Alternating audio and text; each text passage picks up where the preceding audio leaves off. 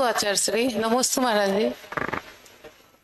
महाराज जी, मेरा प्रश्न ये है कि आजकल सूतक पातक में सब मोबाइल से पूजा करता है और साज सज्जे पढ़ लेते हैं और पाठ उठ भी कर लेते हैं, तो उसमें दोष लगता है या नहीं?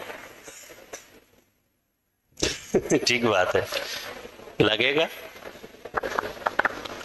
द्रव सुत अक्षर मात्राओं द्वारा जो तीर्थंकर वाणी अंकित की जाती है वो द्रव सुत कहलाता है। चाहे वो कागज पे लिखा हो, चाहे ताम्र पत्र पर लिखा हो, चाहे स्वर्ण पत्र पर लिखा हो, और चाहे वो मोबाइल के फाइलों में लिखा हो, हैं तो अक्षर मात्राएं, हैं तो द्रव सुत। अशुद्धि के समय, चाहे वो सूतक पातक की हो चाहे और भी हो, उस समय अगर आप मोबाइल में वो फाइल है, डाउनलोड है वो चीज, और अगर आप वो चीज उस समय लिए हैं तो भी दोष है, और खोल के पढ़ रहे तो में तो और ज्यादा दोष है। क्योंकि अब आप उससे जिनवाणी मान नहीं रहे, क्योंकि आपकी दिमाग में बैठा कि कागज में छपी हुई जिनवाणी है, जबकि ऐसा नहीं है। ये जो मंदिरों में पटियों पर नाम लिख देते हैं, नीचे प्राचीन मंदिरों में देखना मिलेंगे, वो भी द्रव सुत है, उसमें पैर नहीं रख सकते हम, है तो सारा द्रव सुत।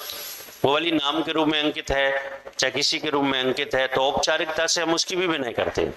फिर तो साक्षात अगर तीर्थंकर वाणी गाथाएं लिखी हैं आचार्यों द्वारा, कथित कथन लिखा हुआ है, तो फिर हम कैसे अशुद्धि में स्पर्श कर सकते हैं?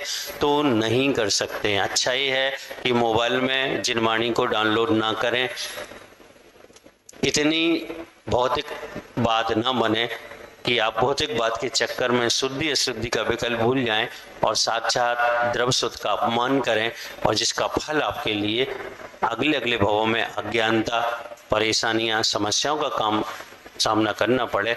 या तो दो मोबाइल रखें भैया, जिनवाणी वाला अलग रखें कि वो जब जरूरत है तभी उठाएं, और ये वाला मोबाइल अच्छा अलग रखें, जब चाहे जब ले लो आप। तो सीधी अब बाथरूम में गए, जेब में मोबाइल है, किसको ले गए? अब उसमें फाइल जो है वो क्या है, जिनवाणी है, तो उसे भी साथ ले गए आप। तो अब सोचिए कि कितना अभिनय है, कितना अपमान है जिनवाणी का, और कितना आप बुरा कर रहे हैं। तो बुरा ही आश्रय बंद होगा, तो इसका फल ठीक नहीं होगा। तो मैं तो यही सलाह दूंगा कि भाई दो मोबाइल रखो, एक जिनवाणी के लिए विनय पूर्वक उसे उच्च स्थान पर रखो, और एक अपने रोजमर्रा के जीवन के कार्यों के लिए, ताकि ये आपके दोष उत्पन्न ना हो। तो नहीं छूना चाहिए। नमोस्तु आचार्य श्री।